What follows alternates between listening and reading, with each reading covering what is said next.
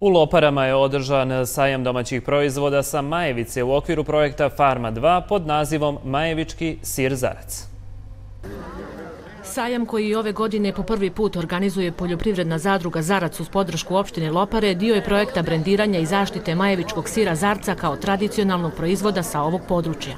Mislim da smo blizu našeg cilja i da ovaj majevički proizvod se nađe uskoro i u marketima i u trgovinama, ali i preko naše dobro umrežene dijaspore i u brojnim srpskim prodavnicama širom svijeta, pogotovo zapadne Evrope. Cilj projekta je da se ženama olakša posao i omogući proizvodnja po zajedničkoj recepturi, a da se uz pomoć zadruge poveća količina proizvedenog sira.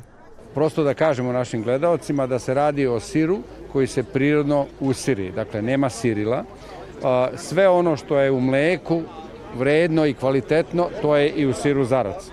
On je konzervisan time što je delimično dimljen i prosušen i kad je ovako zapakovan, kako smo ga mi zapakovali, onda može da ostane i više od mjesec, 2 dana u frižideru. Najveća podrška projektu su domaćice kojima je proizvodnja Zarca porodična tradicija. Najbitnije je da se tu, kad sir se napravi, da se to ugnječi dobro. Jer što bolje ugnječi, što je Zarac kvalitetniji i bolji. Ako ne, to puca. Svaki posao traži truda i ulaganja, pa isplati se, zadovoljni smo jako.